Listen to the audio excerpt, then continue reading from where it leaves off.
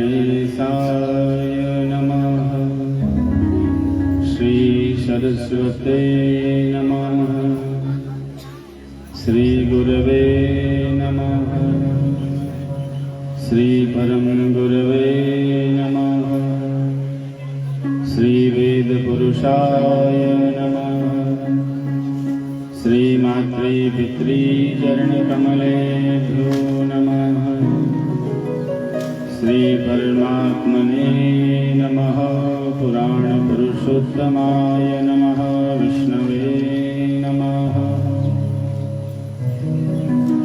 वर्णानामर्थसंघानां रसानां छन्दसामपि मङ्गलानां च कर्तारो वन्दे वाणी विनायको। भवानी शङ्करो वन्दे श्रद्धा विश्वासरूपिणो। याभ्यां विना न पश्यन्ति सिद्धा स्वान्तस्थमीश्वरम्। वन्दे बोधमयं नित्यं गुरुं शङ्कररूपिणम्। यमाश्रितो निवक्रोऽपि चन्द्र सर्वत्र वन्दते। अज्ञानतिमिरान्धस्य ज्ञानाञ्जनशलाकया चक्षुरुन्मीलितं येन तस्मै श्रीगुरवे नमः।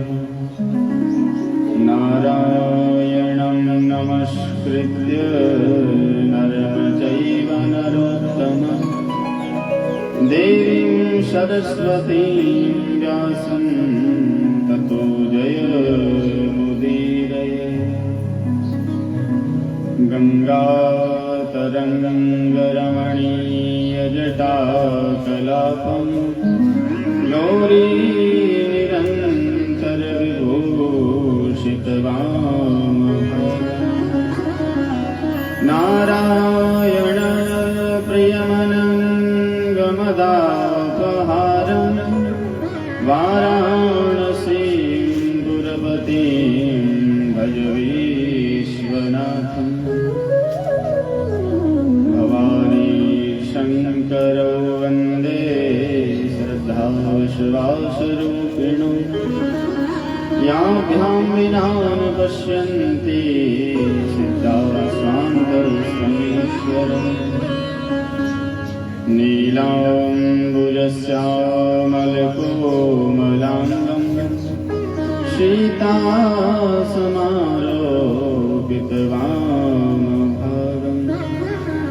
पाणौ महाशायकचारुचापं नमामि रामं रघुवंशनाथम्। यत्र यत्र रघुनाथकीर्तनं तत्र तत्र कृतमस्तकाञ्जलिं।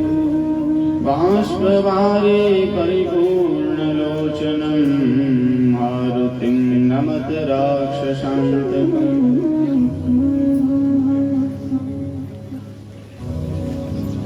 कान्तिः सितामृशति निन्दितशारदेन्दु।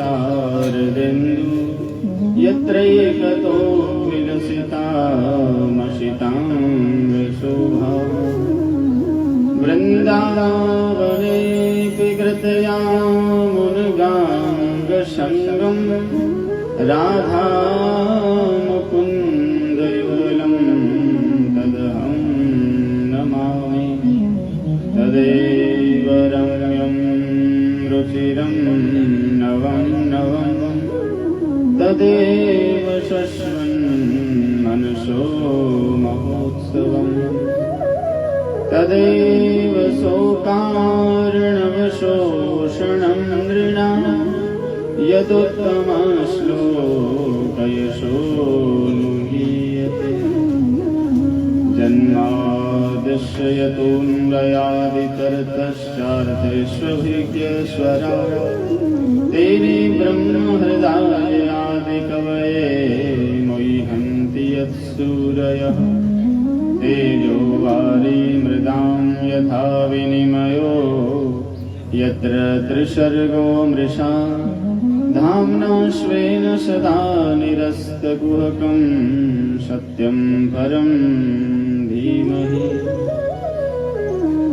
नमो भगवते तस्मै वासुदेवाय वेधसे वपुर्ज्ञानमयं सौम्यायनमुखाम्बोरुहाशवम् मूकं करोति वाचालं पङ्गुं लङ्घयते गिरिं यत्कृपातमहं वन्दे परमानन्दमाधवम्।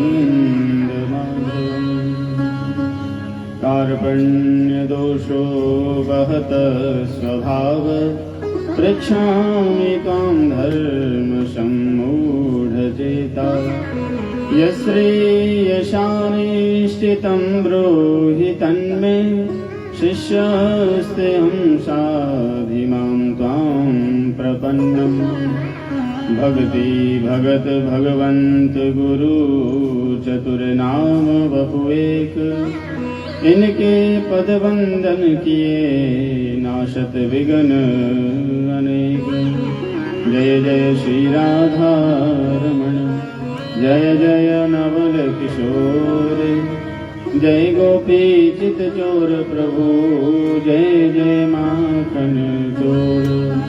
श्री वृंदावन बिहारी लाल की श्री भागवत भगवान की जय। श्री राधे श्यामरी सरकार की श्री सद्गुरुदेव भगवान की जय जय श्री राधे श्याम। मॉनिटर की आवाज बंद कर दीजिए।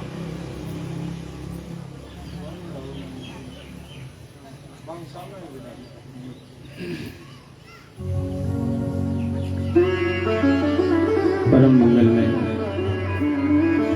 परात्पर अखिलेश्वर अकारण करुणा वर्णालय भक्तवांशा कल्पतरु तड़िद्युत विनिंदक पीतांबरधारी भगवान बालकृष्ण लाल की वांगमयी प्रतिमूर्ति श्रीमद्भागवत महापुराण मंदिर प्रांगण में विराजमान देव समाज कथा पंडाल में विराजमान देव समाज पधारे वे आचार्य चरण मावागीश्वर पुत्र संगीतकार भक्तिमती माताएं बहनें और पधारे वे श्रोता बंधुगण सबके अंतर हृदय में भगवान की पावन झांकी का दर्शन करते हुए व्यासपीठ से कोटि कोटि नमन वंदन प्रणाम। कल के कथा प्रसंग सत्र में हम लोग श्रवण कर रहे थे राजर्षि परीक्षित की सभा में सुखदेव जी का आगमन हुआ था। नैमिषारण्य की पावन भूमि में सौनकादि ऋषियों को सूत जी कथा सुना रहे हैं और हरिद्वार धाम में शनकादि ऋषि देवर्षि नारद जी आदि को कथा सुना रहे हैं और गंगा के पावन तट पर सुखताल में सुखदेव स्वामी राजा परीक्षित को कथा सुना रहे हैं। हम लोग भी ऋषियों की सभा में चलते हैं मन और वाणी को पवित्र करने के लिए भगवान नाम संकीर्तन के साथ कथा में प्रवेश करेंगे। श्री राधे राधे गोविंद गोविंद राधे श्री राधे राधे गोविंद श्री राधे राधे गोविंद गोविंद राधे राधे राधे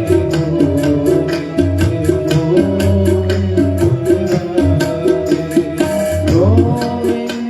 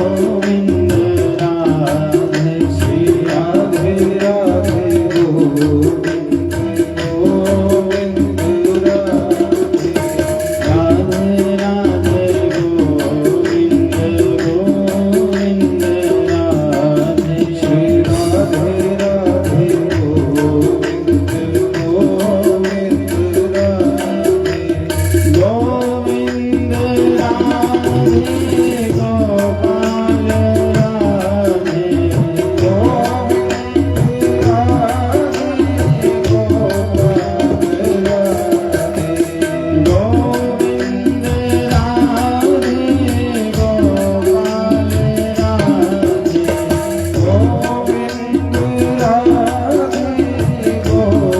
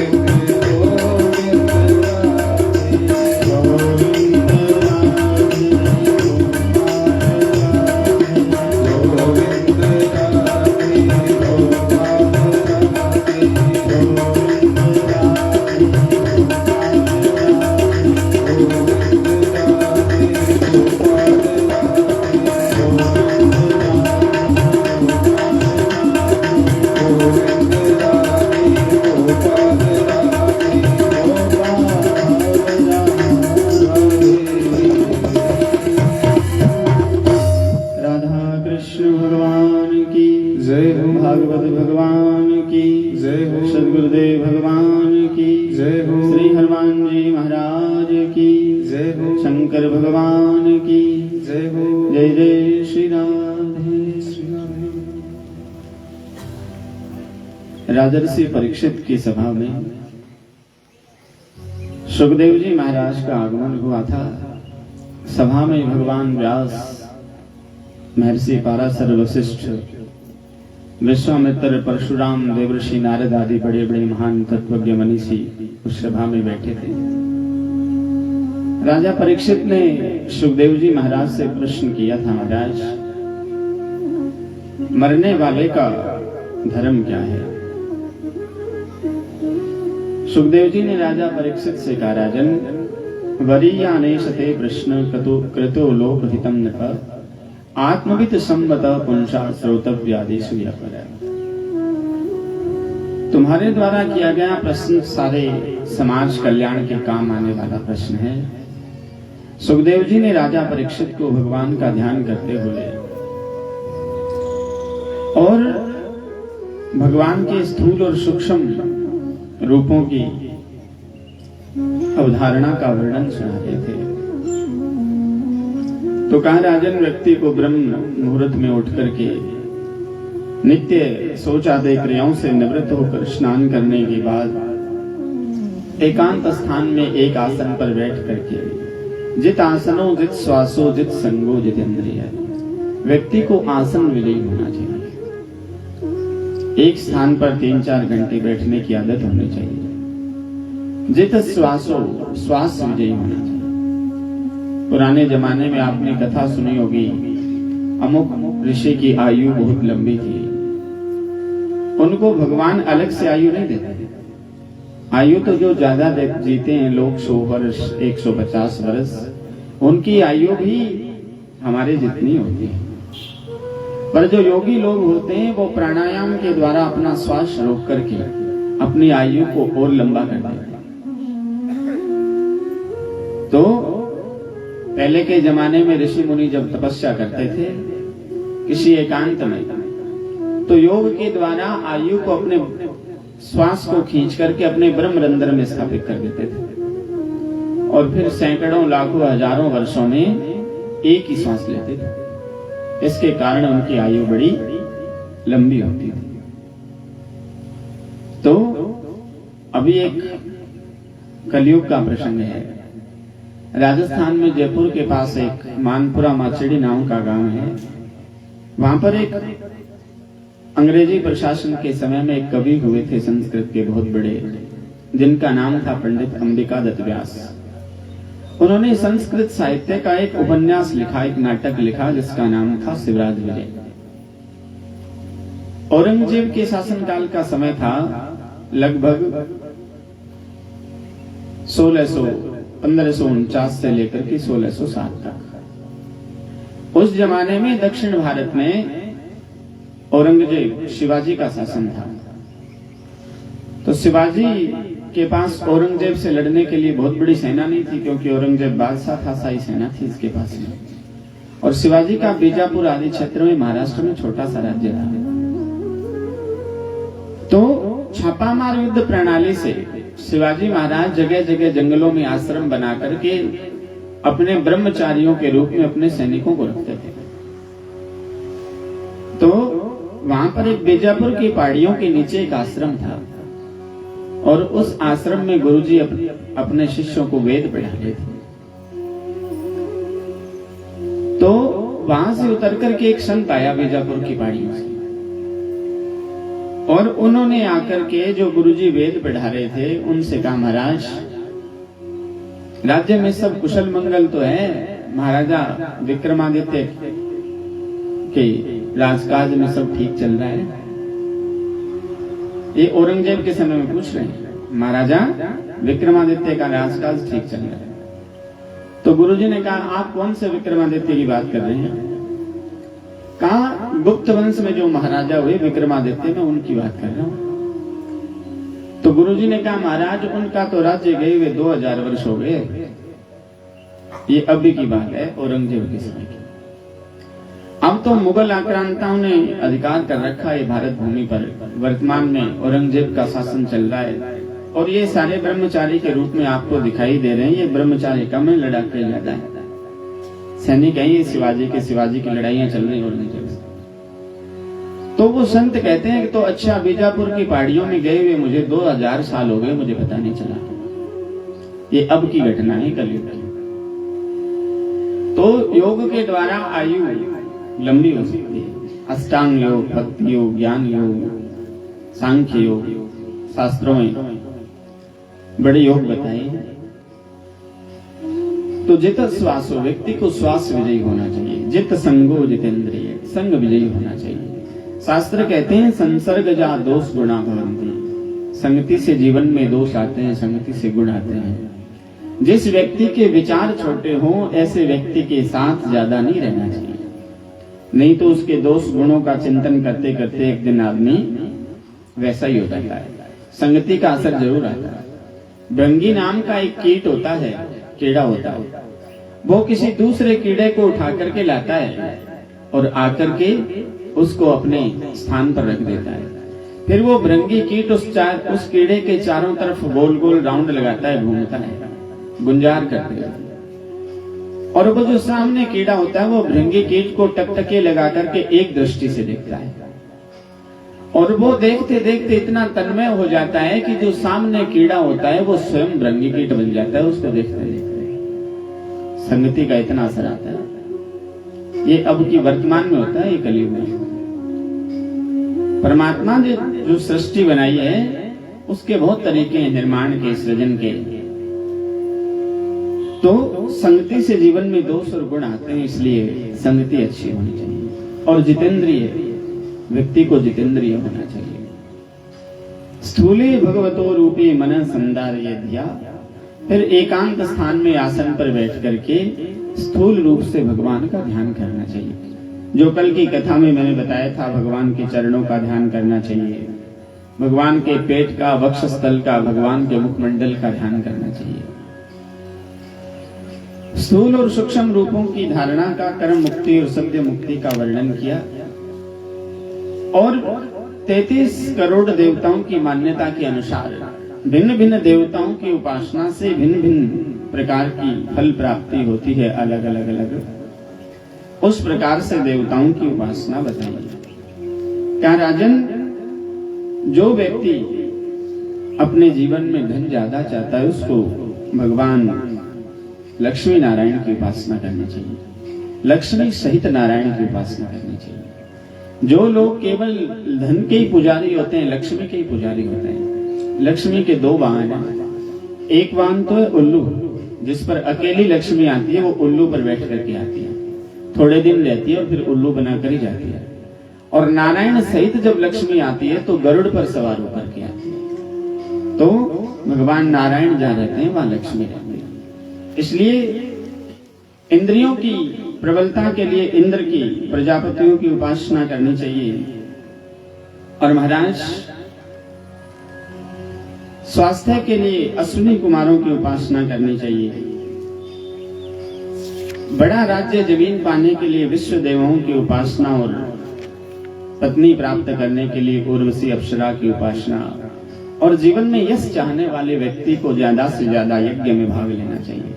यज्ञम यजेद यशस् कामा कोश काम प्रचेतसाम। जो व्यक्ति अपने जीवन में विद्वान होना चाहता है, बच्चे जो विद्या प्राप्त करना चाहते हैं, उनको भगवान शंकर की उपासना करना चाहिए। विद्या कामस्तु गिरिशम दाम्पत्यर्थम उमा सती। जिस घर में गृह क्लेश ज्यादा रहता है, जिस घर में लड़ाई होती है, उस घर के व्यक्ति को भगवान भगवती माँ पार्वती की पूजा करनी चाहिए। दाम्पत्यर्थम उमा सती। लोग लुगाइयों में जहाँ झगड़ा ज्यादा होता हो, वहां भगवान शंकर और माँ पार्वती की उपासना करनी चाहिए। और ऑल इन वन उपाय जीवन की प्रत्येक परिस्थिति से पार जाने के लिए भगवान शंकर का रुद्राभिषेक और गोस्वामी तुलसीदास से कृत रामायण रामचरितमानस का हो सके तो अपने घर में, जरूरी नहीं है नियम से पाठ करो। कल मुझसे कोई पूछ भी रहा था पाठ कैसे करना चाहिए। इस बंधन में बंध जाओगे कि मैंने रामायण पढ़नी शुरू कर दी तो इतनी तो मैं रोज पढ़ना ही है, तो कर नहीं पाओगे।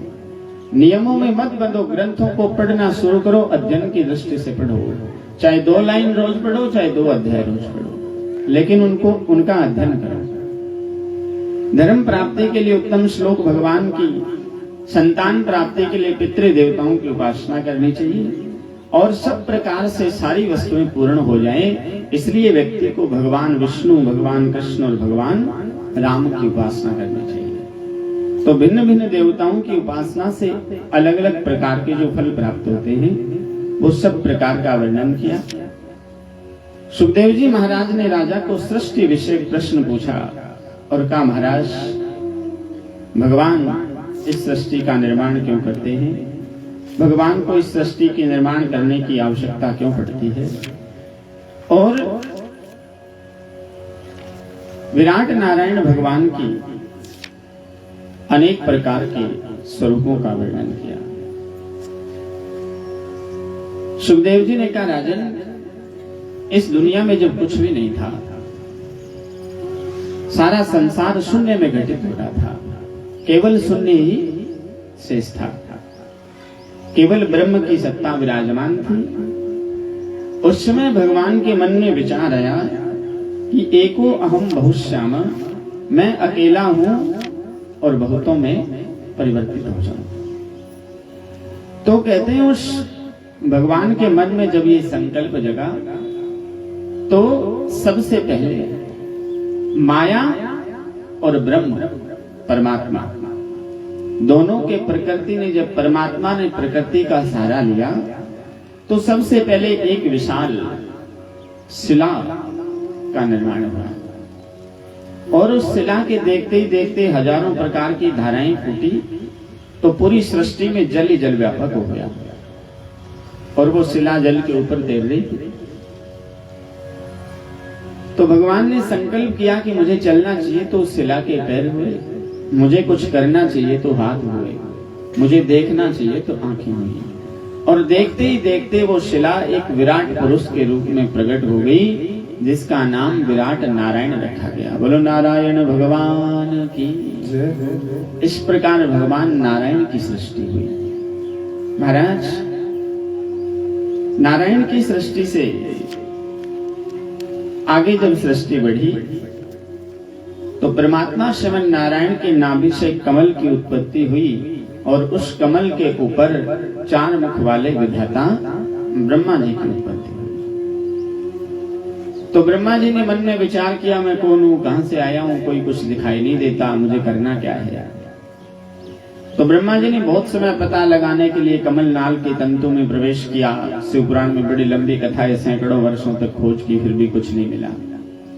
अंत में हार करके ऊपर आकर के बैठ गए तो आकाशवाणी ने कहा 16 कह गए कि वर्णमाला में 16वां अक्षर होता है तय और 21वां अक्षर होता है तय। ब्रह्मा जी को तब शब्द सुनाई दिया कि तप करो। विधाता ब्रह्मा ने तपस्या करी तो कालांतर में भगवान श्रीमन नारायण ने ब्रह्मा जी को दर्शन दिया और अपना विधाता ब्रह्मा जी का हाथ पकड़ करके नाम रख दिया विधाता, धारण करने वाला। ब्रह्मा जी ने कहा क्या आदेश है? भगवान ने कहा मैंने तुम्हें ब्रह्मा बना दिया, सृष्टि का सृजन करूं। ब्रह्मा जी बोले महाराज, थोड़ा सा धन वैभव सम्मान पाकर के जीव अभिमानी हो जाता है, फिर आदमी कहता है मेरे से बड़ा इस दुनिया में कोई है ही नहीं। और लोग तो ये भी कहते हैं शास्त्री जी या तो मैं हो गया, जब मैं हाँ जो तो काम हो गया, नहीं तो ही बढ़ेगा। ये लोगों को बड़ा अहम और अहम होता है कि मैं था इसलिए हो गया। ब्रह्मा जी कह रहे हैं यदि वही मेरे साथ हुआ तो भगवान ने विधाता ब्रह्मा को चतुश्लोकी भागवत के रूप में उपदेश दिया और कहा कि ये जो चतुश्लोकी भागवत है इसका विस्तार पूर्वक मेरा चिंतन करते रहना। और विधाता ब्रह्मा के द्वारा 10 प्रकार की सर्ग विसर्ग स्थान पोषण ऊती मनवंतर ईश कथा निरोध मुक्ति और आश्रय 10 प्रकार की सृष्टि का वर्णन हुआ। राजा ने सृष्टि विषय जब प्रश्न पूछा तो सुखदेव जी महाराज ने राजा से कहा, राजन जो प्रश्न तुमने मुझसे पूछा है यही प्रश्न एक बार महात्मा विदुर ने मैत्रेय ऋषि से पूछा था। हमारे सनातन धर्म की ऐसी परंपरा है कि वक्ता कोई भी विषय पर बोलता है तो वो ये नहीं कहता कि अमुक बात तुम्हें मैं बता रहा हूं, क्योंकि ऐसा कहने से अभिमान हो जाता है कि मैं ही बता रहा हूं और तो किसी को पता ही नहीं है। वो ये कहता है कि अमुक बात अमुक व्यक्ति ने अमुक व्यक्ति से पूछी थी, वही बात मैं तुम्हें बता रहा हूं। तो कहा मैत्रेय ऋषि से विदुर जी ने पूछी थी। कहा महाराज विदुर जी और मैत्रेय ऋषि का संवाद कैसे हुआ, कहां मिलना हुआ? सुखदेव जी ने कहा राजन उस समय की बात है जब भगवान द्वारिका लीला संपन्न करके स्वधाम गमन कर रहे थे तो उद्धव जी खड़े थे पास में। उद्धव जी को भगवान ने कहा उद्धव जी मेरी आज्ञा है आप बद्रिकाश्रम चले जाओ, द्वारिका अब समुद्र में डूब जाएगी, आप बद्रिकाश्रम जाओ, वहां मेरा भक्त विदुर मिलेगा आपको। विदुर जी से मेरी राम राम कहना और विदुर जी को मैत्रेय ऋषि के पास भेज देना। महाराज उद्धव जी महाराज वहां से निकले। भगवान अर्जुन के साथ कल की कथा में आपने सुनाई था, जंगल में गए, बहेलिये ने बाण मारा और भगवान स्वधाम गमन कर गए, द्वारिका समुद्र में डूब गई। यहाँ बद्रिक आश्रम में उद्धव जी और विदुर जी का मिलना हुआ। दोनों भगवान के अनन्य भक्त थे, परमोपासक और विद्वान थे। और उद्धव जी का तो फिर विद्वता का कहना ही क्या, देवगुरु बृहस्पति के शिष्य थे उद्धव जी। शिष्यो बृहस्पति साक्षात उद्धवो बुद्धि सत्तम।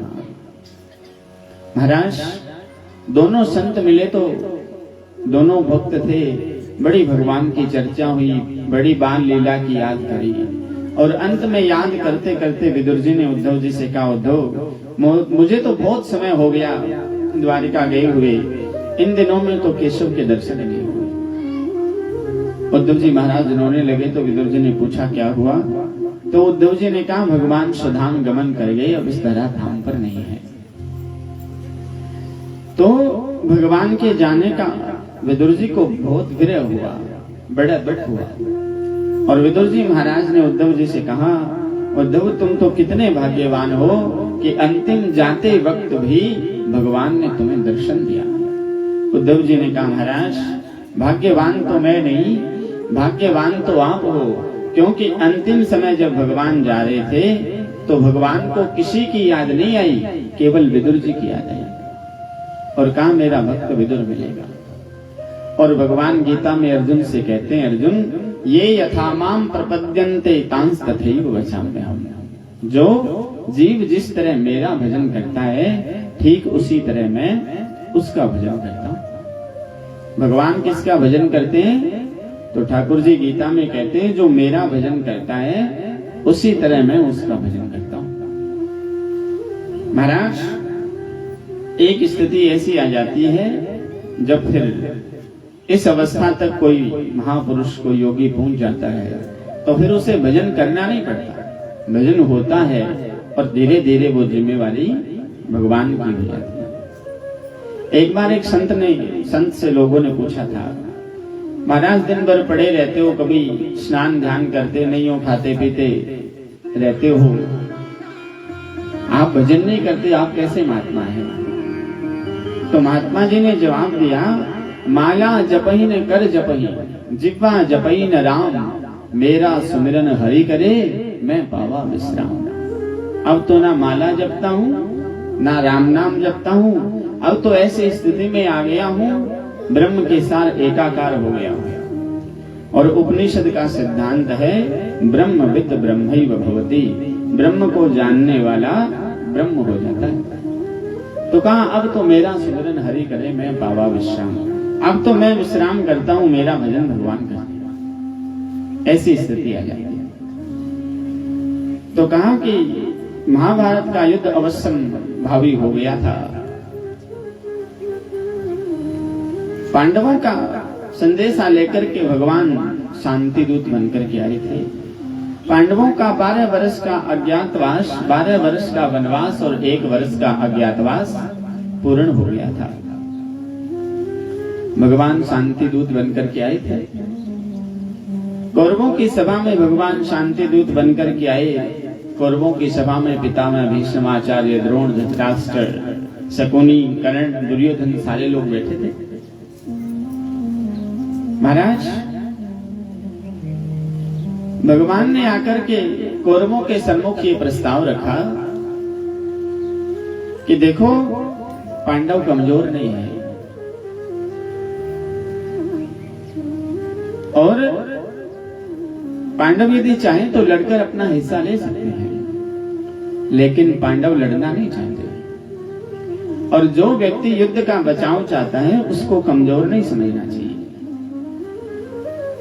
रामधारी सिंह दिनकर ने रश्मि रथी में लिखा था, वर्षों तक वन में घूम घूम बाधा विघ्नों को चूम चूम से धूप घाम पानी पत्थर, पांडव आए कुछ और निखर, सौभाग्य न सब दिन सोता है, देखें आगे क्या होता है।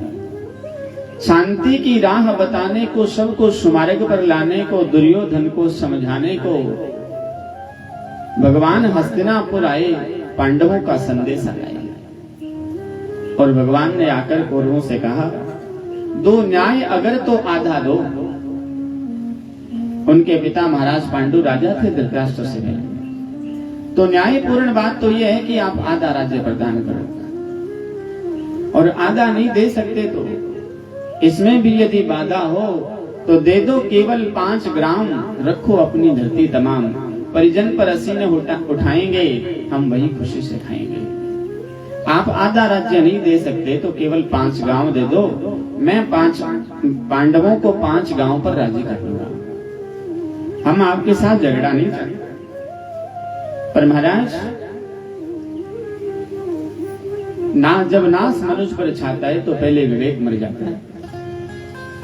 और मानस में तुलसीदास से महाराज कहते हैं, जाको प्रभु दारुण दुख देहि, जाको प्रभु दारुण दुख देहि, जिनकी मति पहले हरि वेहि, जिनकी मति पहले हरि वेहि, जय सिया राम, जय जय सिया राम, जय सिया राम, जय जय सिया राम।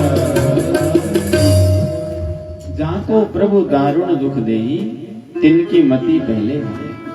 जिसको भगवान भयंकर दुख देना चाहते हैं सबसे पहला काम करते हैं, भगवान उसकी बुद्धि का हरण करते हैं। समाज में अपने घर परिवार में जब थोड़ा बहुत झगड़ा होता है तो बड़े अभिमानी ऐसे कुछ लोग होते हैं जो ये कहते हैं, जब लड़ाई करते हैं झगड़ा करते हैं तो लोग क्या कहते हैं, मैं तो मेरे बाप की कौन मानू, तो है क्या चीज, ये बात कहते हैं। हाँ, इधर वाले डिपार्टमेंट में लड़ाई होती है ये ज्यादा कहती है, क्योंकि इनको थोड़ी सरलता है। सन्मुख गाली देना और घूंघट करके गाली देने में फर्क होता है। मुंह तो देख नहीं रहा, जाको प्रभु दारुण कहो नहीं, मैं मेरे बाप की कौन मानना, तू कैसी के माननी चाहिए। दुनिया में कोई ऐसा आदमी हो जाए जिसको ये लगने लगे कि मैं किसी की बात नहीं मानता, दुनिया में मेरे से समझदार कोई है ही नहीं, मैं जो करता हूं वही ठीक है, और वो अपने विचार पर कभी पुनर्विचार नहीं करता, ऐसा व्यक्ति बहुत दुख होता है। हमारे जीवन में एक व्यक्ति ऐसा होना चाहिए जिसका हमें डर हो। जिस व्यक्ति को कोई डर नहीं रहता ऐसा व्यक्ति स्वच्छंद हो जाता है। द्रोणाचार्य जी जब मारे गए महाभारत के युद्ध में तो कर्ण को सेनापति बनाया था और शल्य नरेश कर्ण का सारथी था। कर्ण बहुत बड़ा योद्धा था अपने आप में। तो कर्ण जब युद्ध करने जा रहा था तो कर्ण ने अर्जुन के धनुष की 2-3 बार पतंचा काटी थी। अर्जुन में फुर्ती इतनी ज्यादा थी कि अर्जुन अपने तुनीर से, कर्ण अपने तुनीर से बाण निकालकर धनुष पर चढ़ाकर चलाता था, तब तक अर्जुन अपने धनुष की पतंचा बदल करके बाण चला देता था। अर्जुन इतना स्वभाव से चंचल और फुर्ती वाले थे अर्जुन। तो कर्ण ने अर्जुन की प्रशंसा करते हुए सारथी से कहा, तुम ठीक कह रहे थे शल्य, अर्जुन आखिर अर्जुन है। तो शल्य ने कहा, क्या तुम डर गए अंगराज? तो कर्ण ने कहा, नहीं, मैं इसलिए नहीं डरा कि मैं पीछे हट जाऊंगा युद्ध से, पर मैं डरता जरूर हूं, क्योंकि डरना चाहिए। वो कांट के योद्धा होते हैं मध्य नरेश, जिनको डर नहीं लगता, जिनको भय नहीं होता। जीवन में भय होना चाहिए, भय योद्धा को सावधान करता है। जिस व्यक्ति को भय नहीं होता ऐसा व्यक्ति मार ज्यादा खाता है, वो सावधान नहीं रहता। इसलिए व्यक्ति के जीवन में एक व्यक्ति ऐसा होना चाहिए कि अमुक व्यक्ति ने आकर के कह दिया तो उसकी बात मुझे माननी पड़ेगी। इसलिए कहते हैं हमारे गांव में ऐसी परंपरा होती थी, गांव में 4-5 बड़े बुजुर्ग लोग होते थे और गांव में कोई लड़ाई झगड़ा होता था तो पहले पुलिस नहीं आती थी, पंचायत बैठती थी, 5 लोग बैठ करके समझौते पूर्वक उनका निर्णय करते थे। ये शास्त्र की बात है। तो महाराज जीवन में ऐसा होना चाहिए, प्रत्येक व्यक्ति को अपने जीवन में किसी न किसी का भय होना चाहिए। तो यहां जब भगवान आए तो दुर्योधन कहता है, जब नाश मनुष्य पर छाता है पहले विवेक मर जाता है। वो व्यक्ति फिर किसी की बात मानता नहीं है। वो ना धृतराष्ट्र की सुनता है, ना भीष्म जी की, ना आचार्य द्रोण की, ना कुलगुरु कृपाचार्य जी की। 2-4 लोग उसके इर्द गिर्द रहते हैं, दुशासन, शकुनी और कर्ण, उनकी बातें सुनता है। दुर्योधन भगवान से कहता है, आप 5 गांव की बात करते हो, सुचेग्रे नैव दास्यामि विना युद्धेन केशव, सुई की नोक के अग्रभाग के समान भूमि भी मैं पांडवों को बिना युद्ध के दे नहीं सकता। महाराज टेढ़ी दृष्टि से भगवान ने दुर्योधन को देखा। दुर्योधन, तुमने युद्ध की विभीषिका देखी नहीं है, तुमने युद्ध कहानियों में सुना है, नानी दादी से लोरी में। युद्ध होगा, जो राष्ट्र अपने कैरियर में जब युद्ध लड़ता है अपने भविष्य में, कहते हैं एक बार युद्ध लड़ने से एक देश 100 साल पीछे चला जाता है। लड़ना कोई अच्छी बात थोड़ी है। वर्तमान में देख लो, यूक्रेन नाम का देश था, रशिया के साथ लड़ाई करी पिछले 2-3 साल से। सामने तो डटा हुआ है, वहां के लोग वीर हैं, उनकी प्रशंसा करते हैं, लेकिन यूक्रेन खत्म हो गया, अगले 500 साल तक खड़ा नहीं होगा वापस। इजराइल के साथ ये फिलिस्तीन, अगले 100 साल तक फिलिस्तीन खड़ा नहीं हो पाएगा। जब तक हो सके देश के नेताओं को अपने देश को झगड़े में, लड़ाई में झोंकना नहीं चाहिए। भगवान तो युद्ध का बचाव करने आए थे, शांति दूत बनकर आए। पर दुर्योधन ने उनकी बात नहीं मानी और उल्टे अपने सैनिकों से कह दिया, बांध लो इसे, भागने न पाए।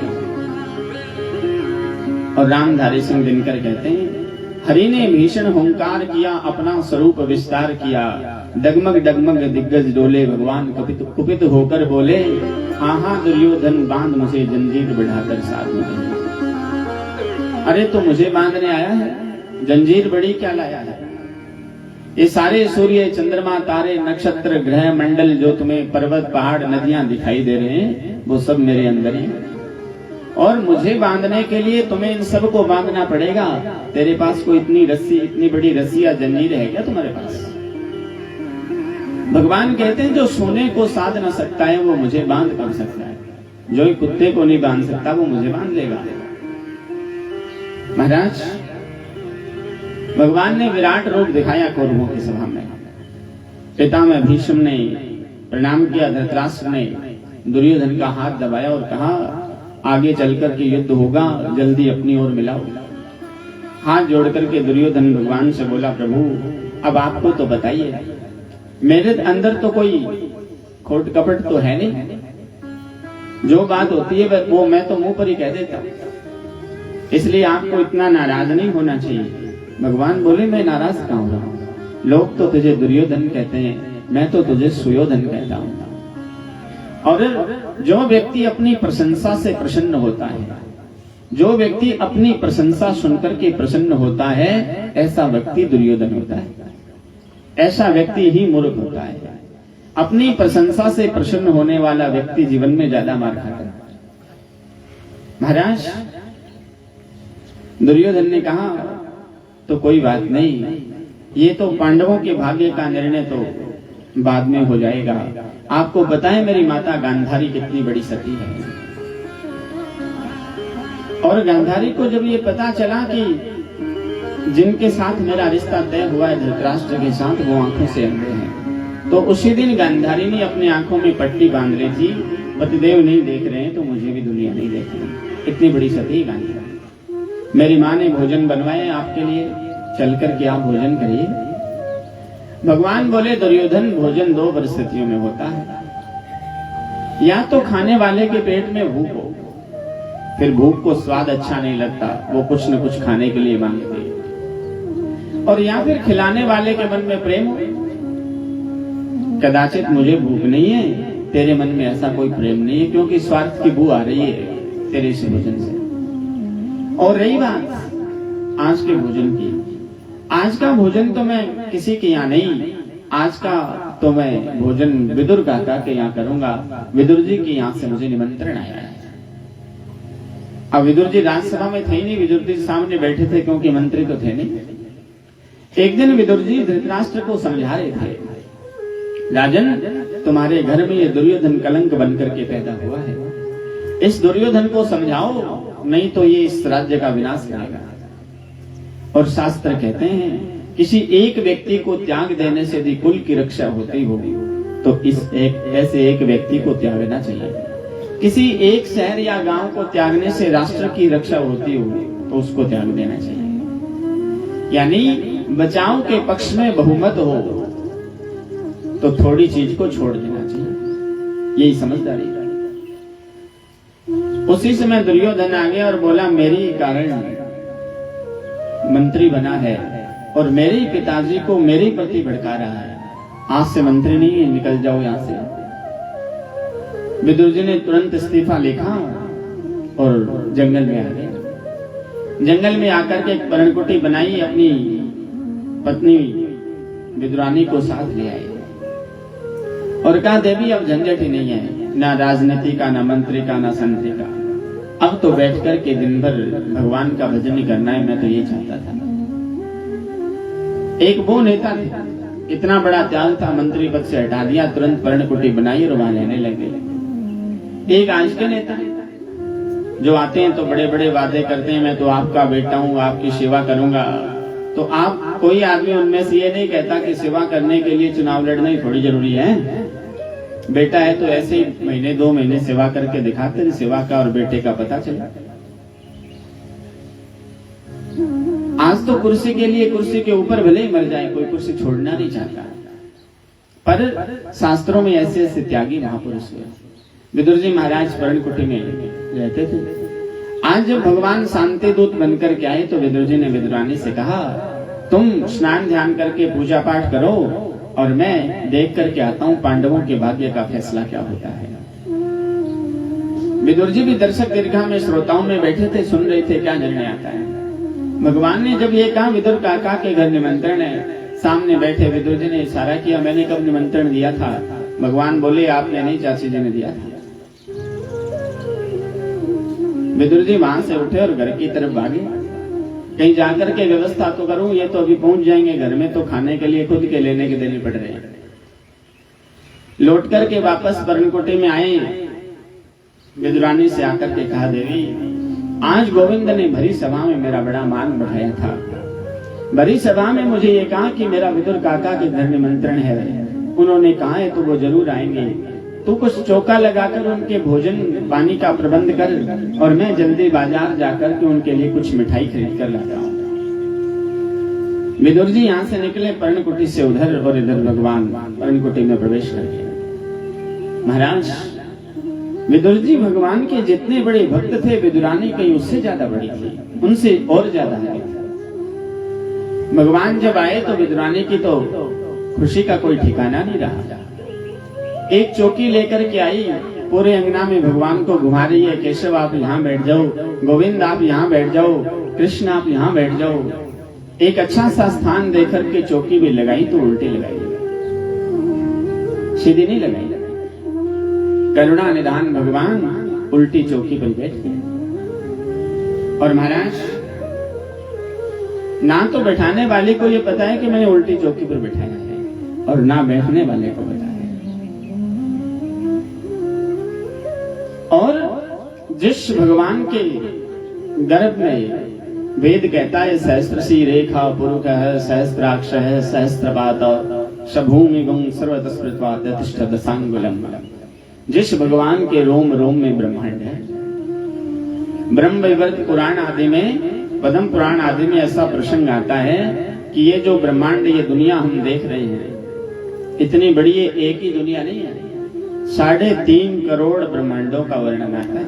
और अब तो विज्ञान भी कहता है कि हमसे अलग भी एक और ब्रह्मांड है। विज्ञान तो एक और मानता है, एक और मतलब 2 हो गए, एक ही और एक अलग।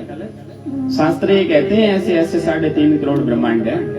3.5 करोड़ ब्रह्मांड होने का मतलब 3.5 करोड़ सूर्य, 3.5 करोड़ चंद्रमा, 3.5 करोड़ ब्रह्मा है। और एक स्वस्थ व्यक्ति के शरीर में 3.5 करोड़ रोम होते हैं। आपने कबीर दास जी का एक दोहा सुना होगा कभी, 4 मिले 64 खिले, 20 मिले कर जोड़। 2 सज्जन व्यक्ति जब मिलते हैं तो 4 मिले माने 2 आंखें सामने वाले की और 2 आंखें इधर वाले की। 2 सज्जन पुरुषों की दृष्टि जब एक दूसरे पर पड़ती है तो 64 खिले, 32 दांत होते हैं एक व्यक्ति के मुख में। 20 मिले कर जोड़, सज्जन व्यक्ति मिलते हैं तो एक दूसरे को अभिवादन करते हैं। तो 10 हाथ की अंगुलियां सामने वाले की और 10 उधर वाले की, 20 होगी। 4 मिले 64 खिले, 20 मिले कर जोड़, सज्जन से सज्जन मिले तो 20 से 7 करोड़। 7 करोड़ का मतलब होता है रोम रोम पुलकित हो जाना। स्वस्थ व्यक्ति के शरीर में 3.5 करोड़ रोम होते हैं। ये विज्ञान का सिद्धांत है और कबीरदास जी का सिद्धांत। भगवान के रोम रोम में ब्रह्मांड होने का मतलब 3.5 करोड़ तो कंफर्म है। और ये बातें झूठी नहीं है, विज्ञान के सिद्धांत पर भी ये खरी करती है, वैज्ञानिक धरातल पर भी महाराज। और हमने सुनी नहीं, हमें तो समस्या ये रहती है कि आधा घंटा बाद खड़े कर दो, 2 घंटे बाद चाय पिलो, बीच में 5 बार पानी पिलो। तो हाँ, शास्त्र बड़ी सुनने की और समझने की चीजें हैं। महाराज ने तो अब तक 1 घंटा होगी शायद कथा चलते हुए, 2-3 भजन गा के टाइम पास करा देता मैं। पर वस्तु हैं तो उनको सुनो और उनको समझो। ये शरीर का उठना बैठना मनोरंजन ये तो लगा ही रहेगा। तो महाराज भगवान जब गए, जिसके रोम रोम में ब्रह्मांड है, वो भगवान पेट पर हाथ रख करके विदुरानी से बोले, का कि बड़ी जोर से भूख लगी है, कुछ खाने को है तो देते। विदुरानी ने मन में विचार किया, घर में तो कुछ है नहीं है, केले रखे हुए थे फल। विदुरानी लेकर के आई, केशव तुम्हारे काका बाजार गए हैं, लेकर के आते हैं, तब तक आप थोड़े केले खा लो। महाराज, विदुरानी केले छील छील करके गिरी तो केला तो दूर फेंकती जा रही है, भगवान के हाथ में छिलके देती जा रही है, और भगवान छिलके खा रहे। ना भगवान को बताए मैं छिलके खा रहा हूं, ना विदुरानी को बताए मैं छिलके खिला रही हूं। और प्रेम की ऐसी अवस्था होती है, इस अवस्था में जब जीव पहुंचता है तो ऐसा होता है। प्रेम वीराने को गुलिस्तान बना देता है, प्रेम परिचय को पहचान बना देता है। मैं आप बीती कहता हूं, गैरों के नहीं, प्रेम इंसान को भगवान बना देता है। प्रेम में बहुत बड़ी ताकत है। महाराज, विदुरानी छिलके खिला रही और भगवान छिलके खा रहे। उसी समय विदुर जी प्रवेश करते हैं। आकर के देखा उल्टी चौकी लगी हुई है, केले दूर फेंक रही है, छिलके खिला रही है। विदुर जी ने आकर के डांट मारी, फटकार लगाई, इतने दिनों बाद तो गोविंद हमारे घर आए और आज बैठ करके छिलके खिला रही है। विदुरानी का ध्यान भंग हुआ, अच्छा तो मैं छिलके खिला रही हूँ। भगवान ने बोले, काका जी मुझे भी नहीं पता था मैं छिलके खा रहा हूँ। हो सकता है छिलके खाई हूँ, पर मैं आपको सच बताऊं तो रामावतार में जब भिल्ली के बेर खाए थे और कृष्णावतार में सुदामा के चावल, और तीसरी जगह जब काकी के हाथ के छिलके खाए हैं, ऐसा स्वाद आज तक दुनिया के 56 भोग और 36 व्यंजन में मुझे कहीं नहीं आया। और संत जन कहते हैं, आज हरि आए विदुर घर पावना, आज हरि आए विदुर घर पावना, विदुर घर पावना रे लागे घड़ा सुहावना, विदुर घर पावना रे लागे घड़ा सुहावना, आज हरि आज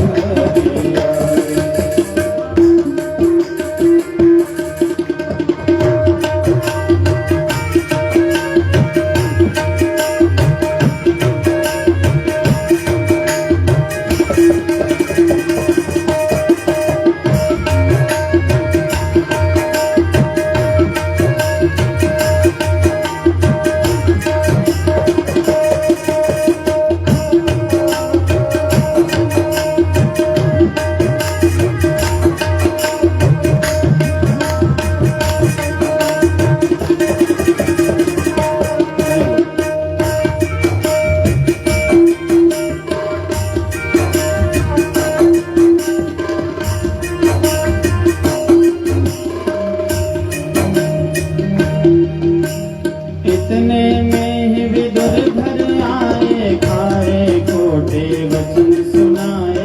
इतने में विदुर घर आए, खरे खोटे वचन सुनाए। इतने में विदुर जी आए, खारे खोटे वचन सुनाए। इतने में विदुर जी आए, खरे खोटे वचन सुनाए। छिलका प्रभु को छील खवाए, छिलका प्रभु को छील खवाए। कहाँ गवाई भावना आज हरि हरि बोल। विदुर घर पावना आज हरि आए।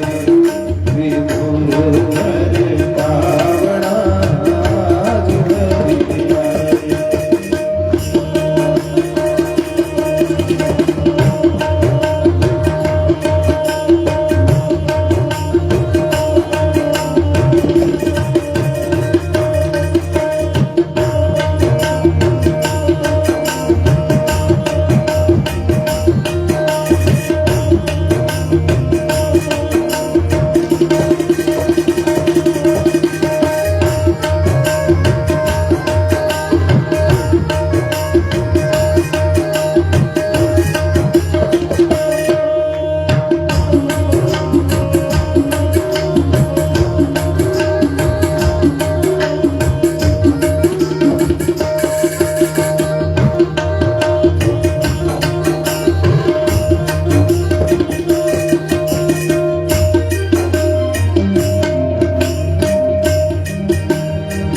लाले विदुर कर माही, गिरी देत गिरिवर मुख माही।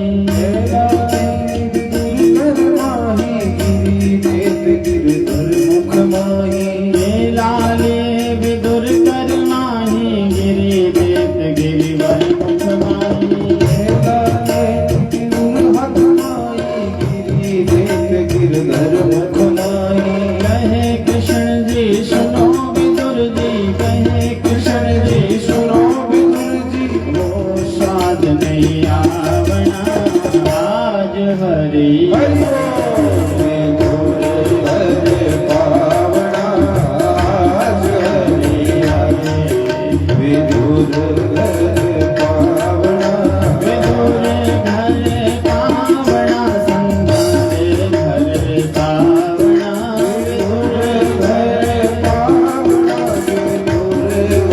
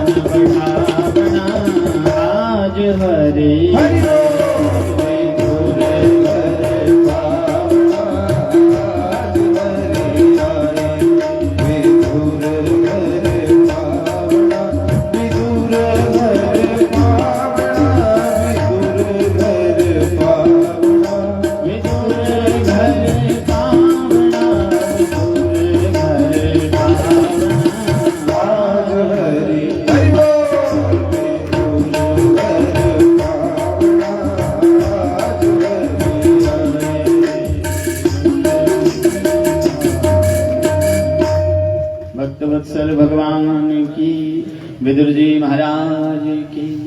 तो आज भगवान विदुर जी के घर पधारे, विदुर जी के घर का भोजन किया। विदुर जी महाराज ने भगवान का स्वागत अभिनंदन करने के बाद पूछा, महाराज दुर्योधन ने तो स्पष्ट शब्दों में मना कर दिया, अब पांडवों के भाग्य का फैसला क्या होगा? तो भगवान ने विदुर जी से कहा, विदुर जी युद्ध तो मैं भी नहीं चाहता था, पर दुर्योधन की ऐसी इच्छा है। तो भगवान ने कहा, याचना नहीं अब रण होगा, जीवन जया कि मरण होगा। अब ज्यादा याचना नहीं करेगा, अब युद्ध अवश्यंभावी होगा, और युद्ध इतना भयानक होगा कि आप अपनी आंखों से देख नहीं पाओगे। इसलिए आप चाची जी को साथ लेकर के किसी तीर्थ यात्रा पर चले जाइए, और बाद में फिर कभी युद्ध का परिणाम क्या रहेगा क्या नहीं वो तो नियति पर निर्भर है। उसके बाद कभी लौटकर आने का मन हो तो आप विचार कर लेना। यहाँ से भगवान तो पांडवों के यहाँ प्रस्थान कर गए, विदुर जी महाराज तीर्थ यात्रा पर चले गए। महाभारत का भयानक युद्ध हुआ, 18 दिन के युद्ध में पांडव विजयी हुए। धृतराष्ट्र पांडवों के यहाँ रहता था, भगवान के स्वधाम गमन करने से पहले विदुर जी आए थे, और धृतराष्ट्र को आकर के बड़ी फटकार लगाई थी, जिन पांडवों को आप मारना चाहते थे, आज आप उन्हीं के घर में रह करके भीम के द्वारा भीमापवर्जितम पिंडम आदत्ते गृहपालव, भीम के द्वारा दिए हुए टुकड़ों पर कुत्तों की तरह पलते हुए तुम्हें शर्म नहीं आती? धृतराष्ट्र और गांधारी को फटकार लगाई, रात में वहां से प्रस्थान कर गए, एकांत में जाकर के भजन किया और कल्याण हो गया। विदुर जी महाराज ने ऐसा दृश्य देखा तो विदुर जी पुनः तीर्थ यात्रा पर निकल गए। तो आज बद्रिकाश्रम क्षेत्र में उद्धव जी से विदुर जी का मिलना हुआ। राजा परीक्षित ने सुखदेव जी से पूछा था। उद्धव जी और विदुर जी मिले तो उद्धव जी ने सारे प्रसंग बताए और अंत में ये बता दिया कि भगवान चले गए। उद्धव जी को भगवान का विरह सहन नहीं हुआ, तो भगवान के कहे हुए अनुसार उद्धव जी महाराज ने विदुर जी को मैत्रेय ऋषि के पास भेज दिया। कहा, भगवान की ऐसी आज्ञा है, आप मैत्रेय ऋषि के आश्रम में जाइए। महाराज मैत्रेय ऋषि बड़े महान प्रकांड विद्वान ऋषि थे, भगवान के अनन्य उपासक थे। विदुर जी को जब आते हुए देखा, मैत्रेय ऋषि ने स्वागत किया विदुर जी का। भगवान के बड़े भक्त थे विदुर जी। मैत्रेय ऋषि के पास बैठे और विदुर जी ने मैत्रेय ऋषि से यही प्रश्न पूछा जो राजा परीक्षित ने विदुर जी से पूछा था, सुखदेव जी से पूछा था। महाराज, भगवान सृष्टि का निर्माण क्यों करते हैं? भगवान को सृष्टि का निर्माण करने की आवश्यकता क्यों पड़ती है? और भगवान निर्माण करते हैं तो कैसे निर्माण करते हैं? तो का विधाता ब्रह्मा के द्वारा सबसे पहले 10 प्रकार की मानसिक सृष्टि हुई, और भगवान का जो प्रथम अवतार हुआ उनमें सनक, सनंदन, सनातन और सनत कुमार का अवतार हुआ। भगवान का पहला अवतार। चारों भाइयों से ब्रह्मा जी ने सृष्टि सृजन करने के लिए कहा। कथा आपने पीछे सुनी थी। चारों ही भाई संन्यास के मार्ग पर चले गए तो विधाता ब्रह्मा के शरीर से पुनः 10 पुत्रों की मानसिक सृष्टि है। 10 पुत्रों की उत्पत्ति हुई, जिनमें सप्तऋषि, देवऋषि, नारद और दक्ष प्रजापति आदि थे। तो और सृष्टि को आगे बढ़ाना था तो विधाता ब्रह्मा को क्रोध आया और उनके भुजदंड से 5 वर्ष के बच्चे की उत्पत्ति हुई। बच्चा जन्म लेते ही रोने लगा। ब्रह्मा जी ने नाम रख दिया रुद्र, और वो भगवान शंकर थे। बोलो शंकर भगवान की। शंकर जी ने ब्रह्मा जी से कहा, क्या आज्ञा है? तो बोले सृष्टि का सृजन करो। तो भगवान शंकर ने भूत प्रेतों की सृष्टि बनाई। ब्रह्मा जी ने कहा, ये सृष्टि तो मैं जो बनाऊंगा उसको और खा जाएगी। ब्रह्मा जी ने कहा, आप कैलाश पर्वत पर चले जाओ, वहां जाकर के भजन करो। और महाराज, यहाँ ब्रह्मा जी के शरीर से एक दूसरा शरीर अलग हुआ जिसका नाम था मनु। मनु शब्द का अर्थ ही होता है दूसरा भाग। और पत्नी के रूप में, स्त्री के रूप में जो एक शरीर और अलग हुआ जो 100 रूपों में थी, इसलिए उसका नाम पड़ गया शतरूपा। मनु और शतरूपा के माध्यम से संसार में मैथुन धर्म के माध्यम से सृष्टि रचना प्रारंभ हुई। तुलसीदास जी महाराज ने लिखा, स्वयं भूवदीति मनु शतरूपा, जिनसे भई नर सृष्टि अनूपा। स्वयं भूवदीति मनु शतरूपा, जिनसे भई नर सृष्टि अनूपा। जिनसे ये सृष्टि प्रारंभ हुई, महाराजा मनु और शतरूपा से ब्रह्मा जी ने कहा सृष्टि का सृजन करो। कहा महाराज करे कहाँ, धरती तो है ही नहीं। उस जमाने में कश्यप ऋषि के 2 पुत्र थे, जिनका एक का नाम था हिरण्यकशिपु और दूसरे का नाम था हिरण्याक्ष। दोनों ही बहुत बड़े राक्षस थे। कहते हैं एक बार ये सनक, सनंदन, सनातन, सनत कुमार जो चारों भाई हैं, ये एक दिन वैकुंठ में भगवान के दर्शन करने के लिए गए थे। वहां वैकुंठ में गए तो भगवान के 2 द्वारपाल थे, जिनका नाम था जय और विजय। मानस में बाबा कहते हैं, द्वारपाल हरि के प्रिय 2, जय और विजय जान सबको। उन्होंने सनकादि ऋषियों को रोक दिया कि अभी भगवान के विश्राम का समय, आप अंदर प्रवेश नहीं कर सकते। वो तो अपना कर्तव्य निर्वहन कर रहे थे। ऋषियों को क्रोध आ गया। उन्होंने कहा वैकुंठ आ गए तो तुमने समझ लिया हमारा पतन नहीं होगा, हमें अंदर जाने से रोक रहे हो। जाओ, तुम्हारा जन्म धरातल पर होगा, तुम बहुत बड़े राक्षस हो जाओगे। महाराज जय विजय ने निवेदन किया कल्याण कैसे होगा? तो सनकादि ऋषियों ने कहा तुम्हारे 3 जन्म होंगे धरातल पर राक्षसों के अवतार के रूप में, और तीनों ही जन्मों में तुम भगवान के हाथ से मारे जाओगे तो तुम्हारा कल्याण हो जाएगा। तो पहले जन्म में तो ये कश्यप और अदिति के पुत्र हिरण्यकशिपु और हिरण्याक्ष बनकर के आए थे।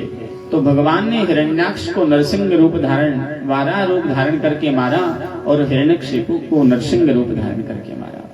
दूसरे जन्म में यही दोनों रावण और कुंभकर्ण हुए तो राम के रूप में अवतार लेकर भगवान ने मारा। तीसरे जन्म में शिशुपाल और दंतवक्त्र हुए तो भगवान ने कृष्णावतार में इनका उद्धार किया। तो उस समय हिरण्यकशिपु का राज्य था, और हिरण्यकशिपु का छोटा भाई था हिरण्याक्ष, बहुत बड़ा ताकतवर बलवान योद्धा था, और जिमी प्रति लाभ लोभ अधिकारी। दुनिया में ऐसे लोग होते हैं जिनके पास धन हो। तुलसीदास ने कहा दीन कहे धनवान सुखी, धनवान कहे सुख राजा को भारी। गरीब सोचता है कोई पैसे वाला सुखी होगा, पैसे वाला सोचता है मेरे पास तो क्या सुख है, कोई राजा, कोई मंत्री, कोई एमएलए, विधायक, वो सुखी है। दीन कहे धनवान सुखी, धनवान कहे सुख राजा को भारी। राजा कहे महाराजा सुखी, महाराजा कहे सुख इंद्र को भारी। इंद्र कहे चतुरानन को सुख। इंद्र कहता है ब्रह्मा जी ज्यादा सुखी है और ज्यादा बड़े पद पर है, और जो जितने ज्यादा बड़े पद पर है वो इतने ज्यादा द्वंद में जीता है, इतने ज्यादा दुख में जीता है।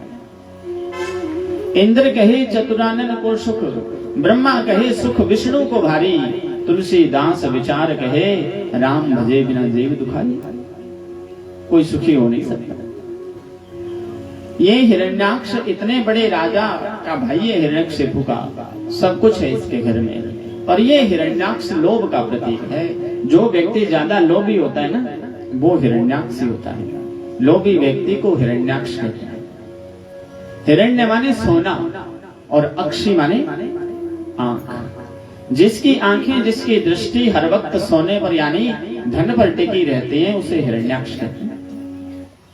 और ऐसा व्यक्ति मर भी जाता है, माया का चिंतन करते करते मरता है, तो बाद में सर्प बन करके आता है। माया हमेशा सर्प बन करके आती है। फिर वो घर के इधर उधर घूमता है, घर वाले डंडा लेकर के बेचारे का मुंह तोड़ देते हैं। माया सर्प बनकर आती है। अंतमति सुगति। कभी कभार व्यक्ति की अंतिम समय में जैसी मति होती है वैसी गति हो जाती है, आवश्यक नहीं पर हो जाता है। एक दादाजी थे और वो बीमार हो गए, मृत्यु का समय नजदीक आ गया। 4-5 बेटे थे। दादाजी कुछ बोलना चाह रहे थे, तो बेटों ने डॉक्टर को बुला लिया और कहा कि पिताजी को कोई ऐसा इंजेक्शन लगाओ, एक बार बोल जाए। क्योंकि पिताजी ये बताएंगे कि बैंक ऑफ बड़ौदा में कितना पैसा जमाए, SBI में कितना जमाए, पंजाब नेशनल में कितना जमाए, RBI में मेरी कितने की FD है, और वो सब बताएंगे। बेटों ने सोचा करोड़ 2 करोड़ की प्रॉपर्टी तो है ही पिताजी की, वो सब बताएंगे कहाँ कहाँ जमाए। डॉक्टर को बुला ले, डॉक्टर ने कहा 1 लाख रुपए लगेंगे, एक बार बोल जाएंगे, 1 इंजेक्शन लगाऊंगा। बेटों ने मन में विचार किया 1 करोड़ रुपए तो होंगे ही कम से कम जमा, बैलेंस, लाख रुपए लगेंगे भी तो क्या फर्क पड़ता है, 5 भाई हैं, 20-20 हजार रुपए आ रहे, 20-20 हजार दे दें। जैसे दादाजी को इंजेक्शन लगाया, दादाजी बोल गए, इंजेक्शन लगाते ही दादाजी बोला, अरे वो बछड़ियों झाड़ू खा गए थे, मेरे कने के करो। अंतमति सौगति, ये दुर्दशा है आज के जमाने में। ऐसे व्यक्ति को हिरण्याक्ष कहते हैं। तो महाराज वो हिरण्याक्ष चला गया, हिरण्यकशिपु से कहा मैं दिग्विजय करके आता हूं। अब उनके मुकाबले का कोई योद्धा था ही नहीं, वो दिग्विजय पहले से थे, पर नहीं, चला गया। ऊपर गया तो ऊपर इंद्र तक, स्वर्ग में इंद्र को हरा करके वापस आ गया। नीचे गया तो वरुण लोक तक जाकर के वरुण देवता को हरा कर आ गया। देवता तो बेचारे पहले ही स्वर्ग छोड़कर भागे, सूचना मिली कि आ रहा है तो पहले ही भागे। वो, हाँ, आपको पता है इन राक्षसों का कितना बड़ा ऐश्वर्य था। रावण के बारे में सुना आपने? राजस्थानी में एक भजन गाते हैं, पवन बुहारी दे लंका में इंद्र रोज जल भर के जा। रावण का ऐसा ऐश्वर्य था, पवन देवता झाड़ू लगाते थे, इंद्र पानी भरता था, मृत्यु पड़ी कुएं के मां, मृत्यु को कुएं में रखता था, शनि देवता को अपने पैरों के नीचे रखता था, किसी पर दृष्टि ना पड़ जाए।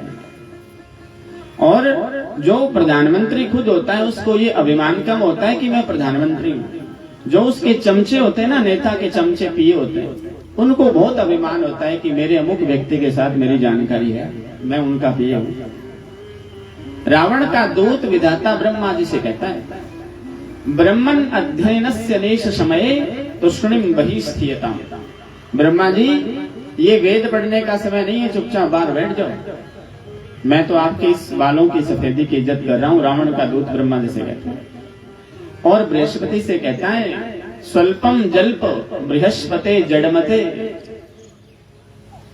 बृहस्पति से कहता है, मूर्ख बृहस्पति, ये नैसा सभा वज्रण, ये कोई देवराज इंद्र की सभा थोड़ी है, जो बात कहनी है वो थोड़े में कह दे, ये रावण की सभा है। और कहता है, वीणा संगर नारद। नारद जी से कहता है, ये वीणा बजाना बंद कर।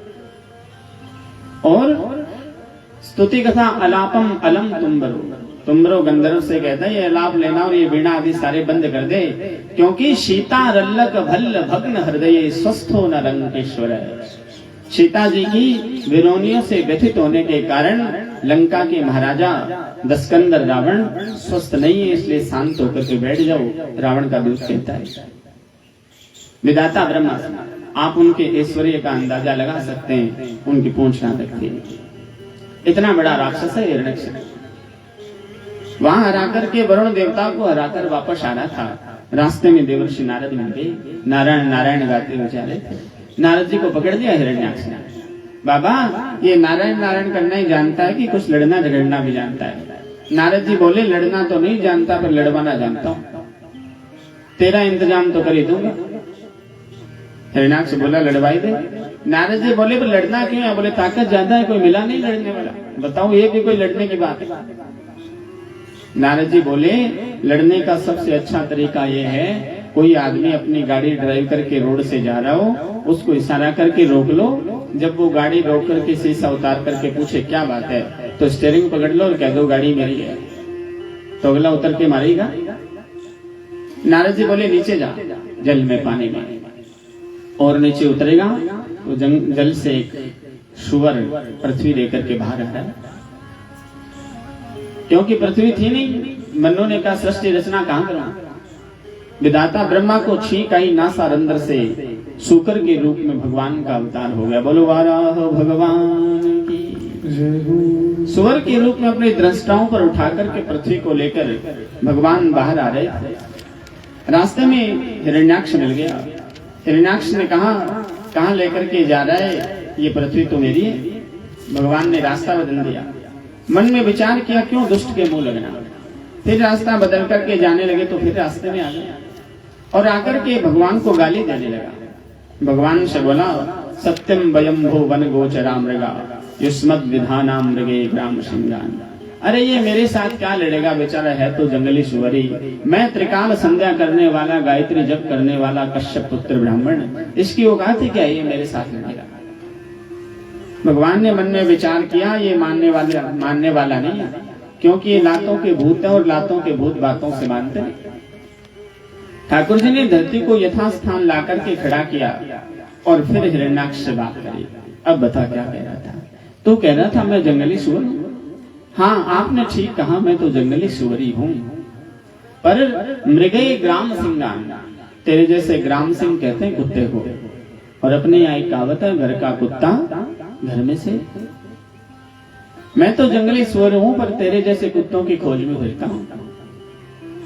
हिरण्याक्ष ने मन में विचार किया, मुझे गाली दे रहा है, गदा लेकर के मारने दौड़ पड़ा भगवान। महाराज गदा युद्ध करते करते पानी में लड़ रहे थे। भगवान का हिरण्याक्ष का गदा युद्ध हो रहा था, ऊपर से देवता आकाश से देख रहे थे। गदा युद्ध करते करते हिरण्याक्ष ने 2-4 बार तो ऐसा प्रहार किया, भगवान के हाथ से भी गदा छूट गई। देवताओं ने मन में विचार किया, ये दुष्ट मरेगा नहीं। जो व्यक्ति कमजोर होता है ना, उसका विश्वास भी कमजोर ही होता है। महाराज भगवान ने गदा का प्रहार किया, हिरण्याक्ष के हाथ से गदा छूटी तो द्वंद्व युद्ध हुआ, और द्वंद्व युद्ध करते करते भगवान ने हिरण्याक्ष को उठाकर के पटका, ऐसे पंच का प्रहार किया गर्दन पर, गर्दन इधर से अलग हो गई। बोलो वाराह भगवान की। तो हिरण्याक्ष का उद्धार कर दिया, पृथ्वी को लाकर के यथास्थान स्थापित किया। महाराजा मन्नु ने मैथुन धर्म के माध्यम से सृष्टि रचना प्रारंभ करी, और संत जन कहते हैं भगवान ने इतनी सुंदर सृष्टि का निर्माण किया है। महाराज एक ही स्थान पर, एक ही मिट्टी में 2 अलग अलग बीज लगाओ, एक ही पानी डालो, एक ही खाद डालो, कालांतर में जब वो बीज बनेगा, बीज पौधा बनेगा, धीरे धीरे बड़ा होगा, वो जब फल देगा तो एक पौधा मिर्ची का होगा और दूसरा पौधा आम का होगा। एक का स्वाद मीठा होगा और दूसरे का स्वाद तीखा होगा। मैत्रेय ऋषि विदुर जी से कहते हैं, विदुर जी भगवान ने ये सृष्टि बनाई, क्यों बनाई ये प्रश्न नहीं बनता। भगवान ने ये सृष्टि बनाई, कितनी सुंदर सृष्टि बनाई, कितने रस भरे इस धरती में, कितने प्रकार के फूल सजाए भगवान ने सृष्टि के बगीचे में। और ब्रज के संत जन कहते हैं, रचा है सृष्टि को जिस प्रभु ने, वही ये सृष्टि चला रहे हैं। रचा है सृष्टि को जिस प्रभु ने, वही ये सृष्टि चला रहे हैं। रचा है सृष्टि को जिस प्रभु ने, वही ये सृष्टि चला रहे हैं। रचा है सृष्टि को जिस प्रभु ने, वही ये सृष्टि चला रहे हैं। जो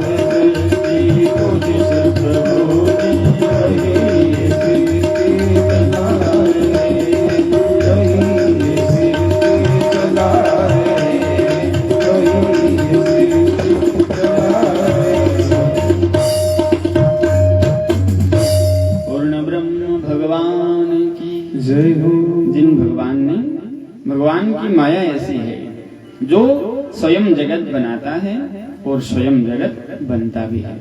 ऐसा भगवान आपको केवल सनातन में मिलेगा, जो सृष्टि का सृजन भी करते हैं। चाय नहीं बनेगी आज भाई जी, चाय बनेगी क्या? चाय पिलो भाई, घुटने दर्द होने लगे, बातें भी होने लगी। अच्छा 1:30 बजे सारे लोग पिएंगे कल चाय?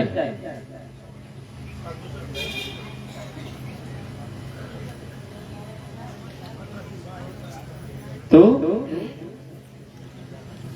विधाता भगवान जगत बनाते भी और बनते भी हैं। सृष्टि सृजन की कथा सुना रहे हैं। तो महाराजा मन्नु और शत्रुपा के द्वारा मैथुन धर्म के माध्यम से सृष्टि सृजन प्रारंभ हुआ धरातल पर। और कहते हैं महारानी शत्रुपा के गर्भ से महाराजा मन्नु को 5 संतानें हुई, जिनमें 3 कन्याएं थी और 2 पुत्र थे। कन्याओं का नाम था आकुति, प्रसूति और देवहूति। 2 पुत्र थे, प्रियव्रत और उत्तानपाद। तो देवहूति के वंश की कथा सुनाई गई। कहा कि विधाता ब्रह्मा ने कर्दम ऋषि से जाकर के कहा, महर्षि कर्दम बहुत बड़े तपस्वी और ज्ञानी ऋषि थे। ब्रह्मा जी ने जाकर के कर्दम ऋषि से निवेदन किया कि आप विवाह करो, क्योंकि विधाता ब्रह्मा जी ये जानते हैं कि कर्दम जैसे तपस्वी ऋषियों से उत्पन्न संतान समाज को क्रांति दे सकती है, समाज को दिशा दे सकती है। कर्दम ऋषि ने कहा, महाराज मैं तो यहाँ जंगल में भजन करने आया था, सब कुछ त्याग करके, विवाह की कोई इच्छा तो नहीं थी, भगवान को प्राप्त करने आया था। तो ब्रह्मा जी ने कह दिया, जिन भगवान की प्राप्ति के लिए आप जंगल में आए हो, विवाह करोगे तो वही भगवान आपके पुत्र बन करके आ जाएंगे। तो कर्दम ऋषि ने प्रस्ताव स्वीकार कर लिया। ब्रह्मा जी ने जाकर महाराजा मन्नु से कह दिया, अपनी बेटी देवहूति का विवाह आप कर्दम ऋषि के साथ कर दो। महाराज हमारे सनातन धर्म में रिश्ता कैसे तय होता था, विवाह कैसे तय होता था, यह शास्त्रों ने निर्धारित किया था। एक बहुत बड़ा राजा है, चक्रवर्ती सम्राट है राष्ट्र का, और दूसरा जंगल में तपस्या करने वाला ऋषि है, जिसके पास 2 से तीसरा कपड़ा नहीं है। जंगल में पर्णकोटी है, कोई कोठी बंगले कार गाड़ी कुछ नहीं है। महाराजा मन्नु अपनी पुत्री देवहूति को एक दिन रथ पर साथ लेकर के महारानी के साथ कर्दम ऋषि के आश्रम पर आए थे, और महाराजा मन्नु से निवेदन किया, आप मेरी कन्या का पाणी ग्रहण संस्कार कर लीजिए। महाराजा मन्नु ने मन में विचार किया, कन्या की परीक्षा लेकर के देखो मेरे योग्य है कि नहीं। कर्दम ऋषि ने एक आसन बिछा दिया बैठने के लिए। मां देवहूति ने मन में विचार किया कि यदि मैं इस आसन पर बैठ गई तो मेरा पतिव्रत धर्म भंग हो जाएगा, मैं अपने पति से सेवा नहीं करवा सकती, और यदि मैं नहीं बैठी तो पति की आज्ञा का उल्लंघन हो जाएगा। धर्म की गति कितनी सूक्ष्म है, ये विचार करने का विषय है। मां देवहूति ने स्वयं एक आसन लेकर के दूसरे आसन पर खुद बैठ गई, और जो आसन कर्दम ऋषि ने बिछाया था उस पर अपना दाहिना हाथ रख दिया। कर्दम ऋषि ने मन में विचार किया, भले ही राजा की पुत्री है लेकिन संस्कारवान है। महाराजा मन्नु की पुत्री देवहूति का कर्दम ऋषि के साथ विवाह हो गया। राजा अपनी राजधानी लौट करके आए, और यहाँ ऐसा नहीं कि विवाह हो गया तो दिन कब गया रात कब गई हमें पता ही ना चले। विवाह होने का मतलब ये था कि अब तक मैं अकेला भजन करता था, अब दोनों मिलकर के भजन करेंगे। कर्दम ऋषि ने तो स्नान किया, समाधि में बैठे तो समाधि बड़ी लंबी लगी। महाराज इतनी लंबी समाधि लगी कि जब आंखें खुली हजारों वर्षों बाद, तो सन्मुख मां देवहूति बैठी थी, जो आयु से वृद्ध हो गई थी, युवावस्था में आई थी कर्दम ऋषि के आश्रम में, और इतनी लंबी समाधि लगी विवाह के तुरंत बाद। समाधि खुली तो माँ का शरीर वृद्ध हो गया था, बाल सफेद हो गए, कानों से सुनना कम हो गया, आंखों से दिखाई देना कम हो गया, केश जटाओं के रूप में परिणत हो गए थे। हाथ जोड़कर के हजारों वर्षों से सन्मुख ही बैठी थी। कोई हिंसक जानवर जंगल का स्थान है, कोई आक्रमण न कर दे। हजारों वर्षों बाद कर्दम ऋषि की आंखें खुली, देखा सामने कोई वृद्धा स्त्री बैठी है। याद आया मैंने विवाह भी किया था, हजारों वर्ष हो गई समाधि में बैठे। कर्दम ऋषि ने कहा तुष्टो अहम अद्यमान विमान दाया, मनु के पुत्री होने के कारण नाम पड़ा मानवी, मैं तुम्हारी सेवा से प्रसन्न हूं। और कर्दम ऋषि ने अपने कमंडल से जल लेकर के छींटा दिया और एक बहुत सुंदर सरोवर का निर्माण किया। मां देवहूति ने सरोवर के अंदर प्रवेश किया। बहुत सारी देवांगनाएं प्रकट हो गई, उन्होंने स्नान कराया और मां देवहूति का शरीर पुण्य नव यौवना हो गया, दिव्य हो गया। जो शरीर वृद्ध हो गया था वो पुनः युवा हो गई और अपने संकल्प शक्ति के द्वारा एक कामक नाम के विमान का निर्माण किया। काम कहते हैं इच्छा के अनुसार, और गम धातु संस्कृत में जाने के अर्थ में आते हैं। इच्छा के अनुसार गमन करने वाले विमान को कामक विमान कहते हैं। कामक विमान में प्रवेश किया और कहते हैं महाराजा महर्षि कर्दम के घर मां देवहूति के गर्भ से 9 कन्याओं का जन्म हुआ। सबसे बड़ी बेटी का नाम था कला, जो मरीचि ऋषि को ब्याही गई, और उनसे छोटी बेटी का नाम था अनसुईया।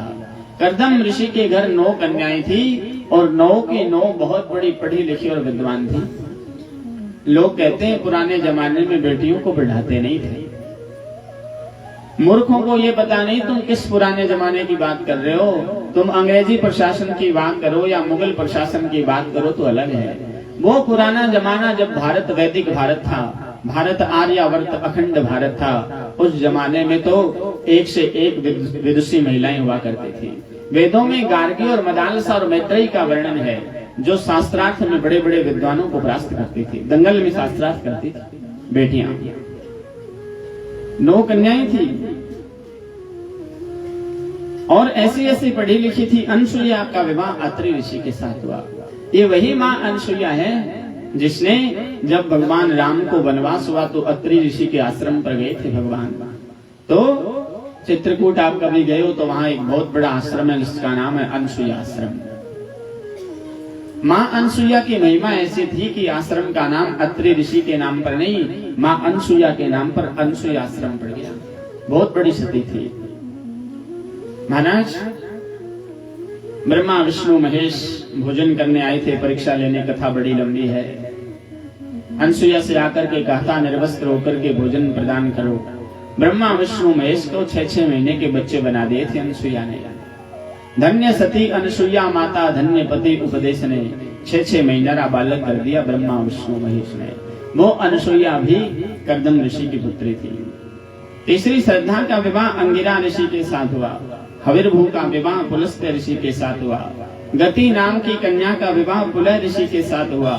क्रिया नाम की कन्या का विवाह कर्तु के साथ हुआ और ख्याति नाम की कन्या का विवाह भृगु से और अरुंधति का विवाह महर्षि वशिष्ठ से और शांति का विवाह अथर्वा से हुआ।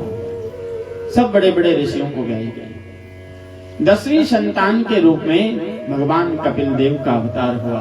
बोलो कपिल देव भगवान की जय। कपिल देव जी का जब जन्म हो गया, 9 बहनों का विवाह हो गया। कर्दम ऋषि ने मां देवहूति से एक दिन कहा, देवी अब मैं एकांत में बैठ करके इनका चिंतन करूंगा, तुम घर में रह करके इनकी सेवा करना। कर्दम ऋषि तो जंगल में चले गए भजन करने के लिए। यहाँ माँ नित्य प्रति कपिल देव भगवान को स्नान करती, नित्य भोग लगाती, उनकी आरती करती और श्रृंगार करती, सजा देती। आज माँ ने चौकी पर बिठाया और मस्तक पर तिलक करके प्रणाम किया। कपिल देव भगवान ने कहा, माँ रोज तो तुझे मैं प्रणाम करता हूँ, आज तू मुझे प्रणाम क्यों कर रही है? मैं तो तेरा बेटा हूँ। माँ बोली, नहीं, बहुत समय से पर्दा था मेरी आंखों पर, आज हट गया। आप केवल मेरे पुत्र नहीं हो, आप साक्षात भगवान हो और मेरा कल्याण करने आए हो। जय जय राधा रमण हरि बोल, जय जय राधा रमण हरि बोल, जय जय राधा